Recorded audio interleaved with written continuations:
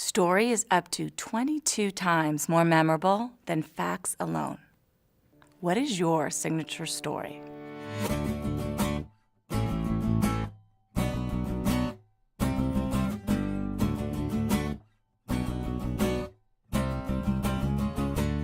This is a story that my student, Robert Chatwani, shared with me.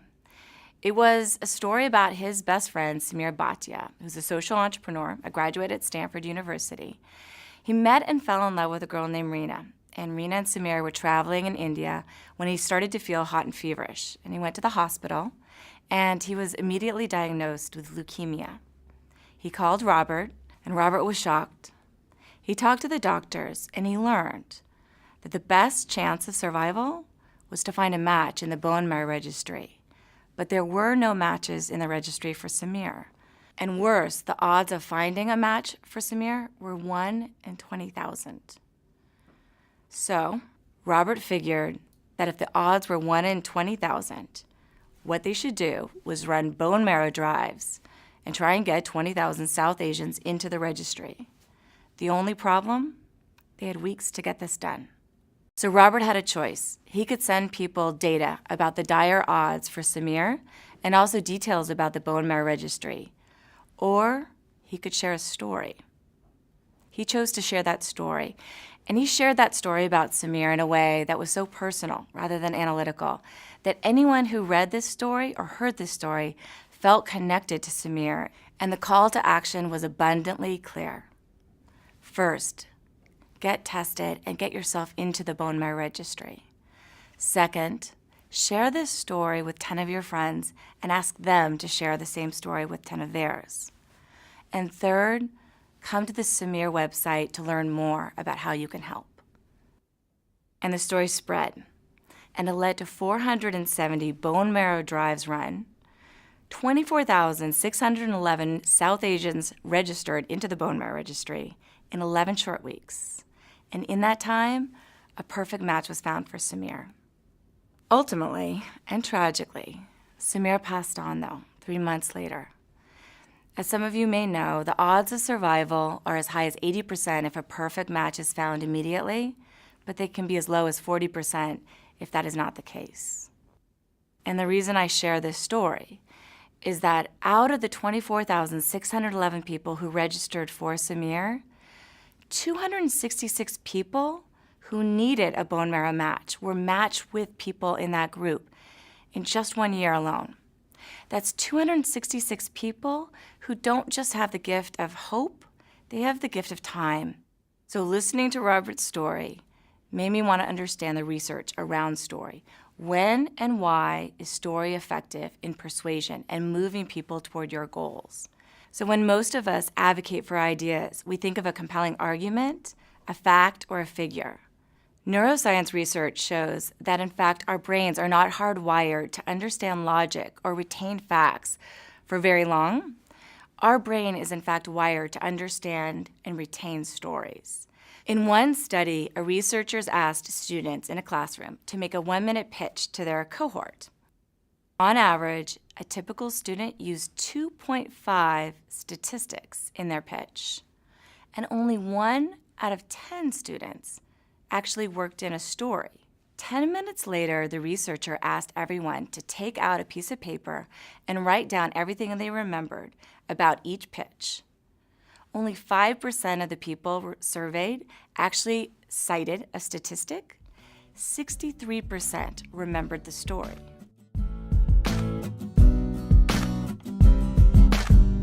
A story is a connected set of events with a beginning, a middle, and an end. And it's a journey that moves the listener. And when the listener goes on that journey, they feel different. And the result is persuasion and sometimes action. Stories are not facts, figures, or lists. And yet, when facts and figures are interwoven into a story, it can pull at the audience both intellectually as well as emotionally. Now, stories can be short, 140 characters like a tweet, or they could be longer, like a book or a movie. The best stories, well told, can be told in multiple forms and at multiple lengths. Stories are important for 3 reasons. First, stories shape how others see you. Second, stories are tools of power. And third, stories persuade. So first, stories shape how others see you. Research shows that the stories that others tell about you influence how they see you, whether they want to hire you, and whether they want to buy from you. In one study, researchers asked people to list the stories that others told about them. The results showed that 36% of the people surveyed didn't know what stories others told about them. The remaining said something very interesting. That is, the more stories they listed that others told about them, the happier they felt and the more confident they felt. And when the stories that others told about them were positive or funny, the more liked they felt. And when those stories connoted power or impact, the more respected they felt. Second, stories are tools of power. When you tell a story, people slow down and they listen. And listening is a form of power as well. Listening to others share their stories to you. In one exercise, people were asked to watch individuals in a meeting, and they were asked to infer how much power did each individual in that meeting have. So, these individuals watched the people in the meeting and noted who shared stories and who was listening. The results showed that those who were listening, who were being talked to, were actually those who were deemed most powerful. So listening matters. Draw people in and listen to their stories. Third, stories persuade. Stories can be a tool to advocate for your ideas, your cause, your company, anything that's important to you. Stories persuade and they move people to action. In one study, researchers wanted to know how to best raise funds for Save the Children, which is a nonprofit focused on the well-being of children worldwide. They created 2 conditions, and they ran 2 versions of the ad. In the first version of the ad, they provided statistics about the problems facing children in Africa. In the second version of the ad, they told the story of a 7-year-old girl who faced significant problems. Her name was Rukia. She was from Mali. And then they asked individuals after the study whether they wanted to donate money to save the children. The results showed that the individuals in the story condition donated twice as much as those who read about the statistics.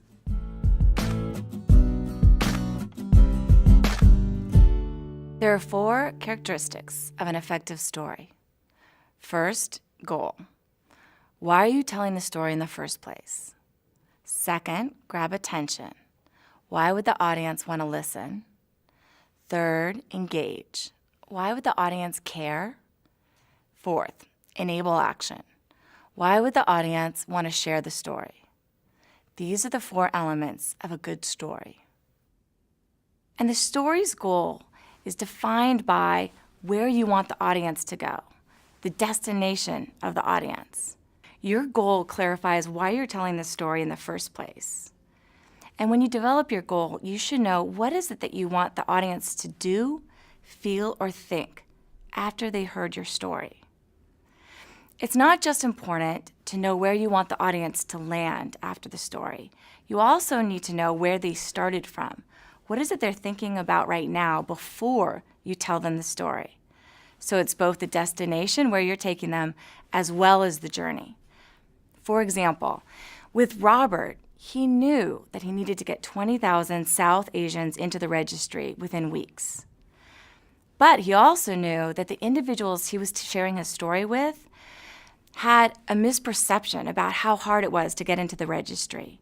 So therefore, he had to debunk the myths about the bone marrow registry and how hard it is to get into it and how hard it is to do a bone marrow transfer if you're lucky enough to match. So he had to know where the audience was and where he wanted them to go. The second thing, you need to grab attention with a hook. Why would someone listen to your story? Oftentimes, the most effective tool you have is, in fact, the hook. And it could be a shocking statistic, a dramatic pause, a funny joke. Why is it someone's even looking and listening to your story? Third, engage. What makes the story compelling, relatable, authentic? Why would an audience care once you do share the story with them?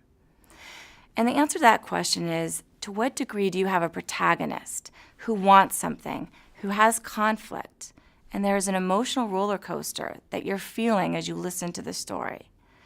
And so the key characteristics of a good story that's engaging, compelling, and relatable are, is there a protagonist? Does he or she want something? There must be an arc, the journey that the protagonist goes on. For example, in Robert's story, he made sure that Samir, who was the protagonist, was relatable. He even had Samir blog through the whole process so that people felt like they knew Samir. And Robert didn't just talk about the highs of the journey. He also blogged and talked about the lows of the journey so that anyone reading Samir's story would feel like they were going on the journey with them. Fourth, how are you enabling action? How are you making it so that the story can be shared or co-created with others? In the case of Robert, he made the ability to join the story abundantly easy, clear, and even fun. On the website, they made tools and templates that people could download and be able to use at their organizations to run their own bone marrow drives. Other individuals started adding their stories to Samir's stories, and in that process, this story grew.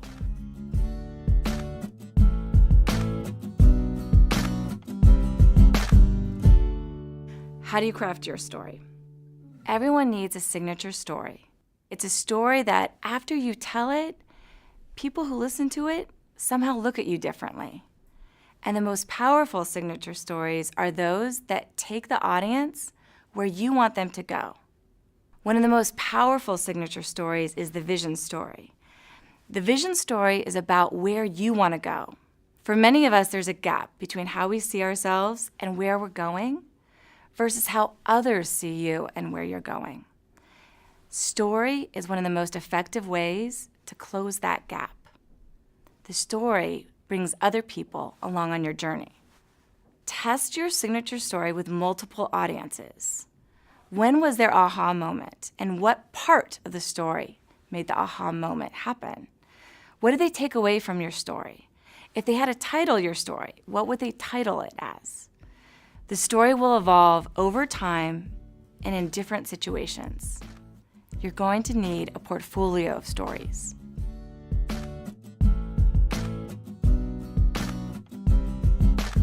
When you take this inventory of stories, notice two things. First, which stories might you want to stop telling? They're not useful for you anymore. The second is, what are new stories that you need to cultivate or bank?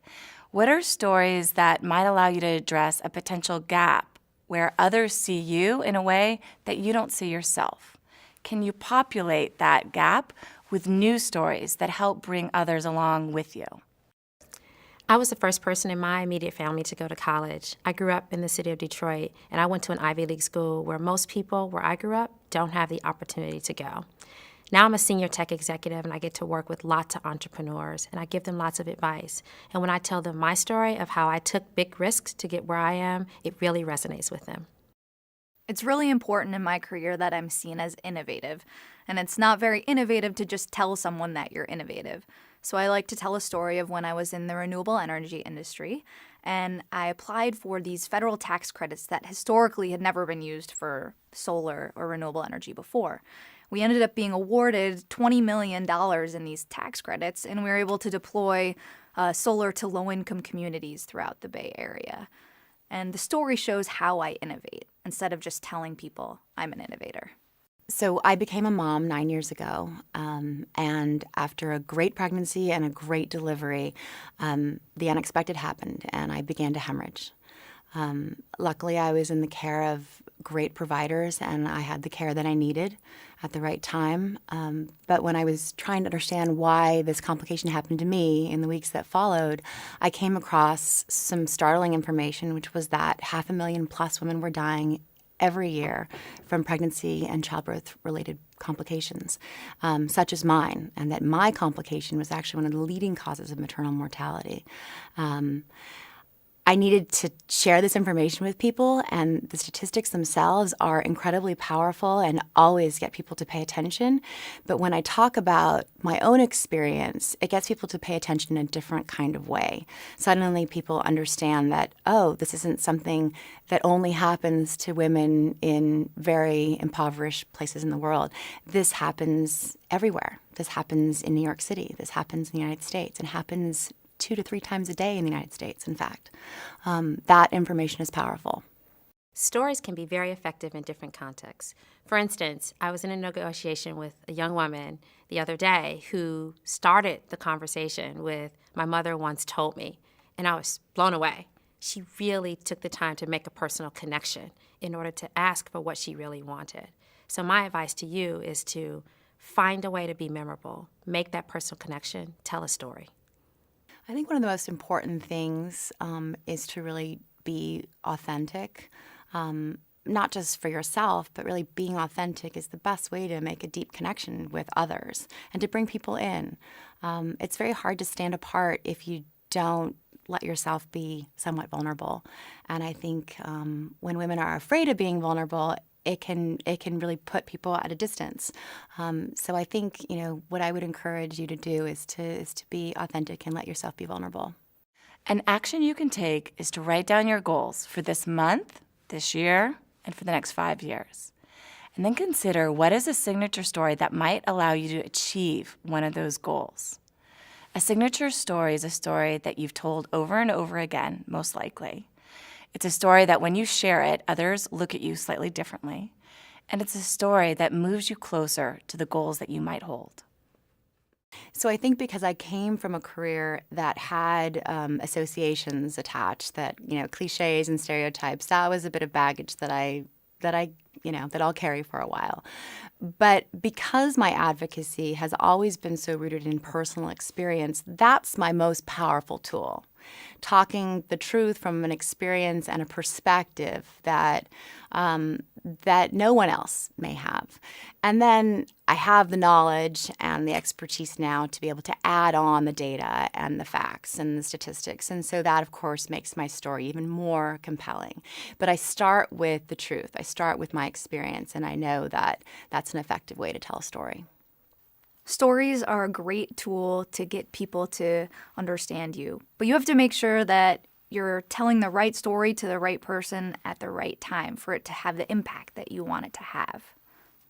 Story is also a mindset, and it influences how you go about your day.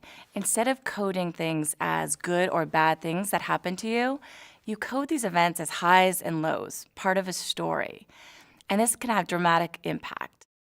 I took on a role to lead our operations in India. And when I got there, people were coming to me asking questions like, why do Americans think that we're only good at call centers and back-end programming? And I said to them, you guys are smart, but you have to be the one who shows them something different. You have to shift the mindset. And as I walked away from some of those conversations, I said, wait, I have to do the same thing. Here I was in this role where most people who fill it are white men, and I'm this black woman. And I knew I was just as smart as they are. So in shifting my mindset, I was able to show the team that I was as an effective leader as anyone could be. In life, there's signal and there's noise. The stories that you tell yourselves and that others tell about you are the signal. To be effective, you're going to need to cut through the noise. You're going to have to engender confidence in you and your vision. Stories help you do that. Build your portfolio of signature stories. One day you're going to need them. So go out, share stories, and move people to action.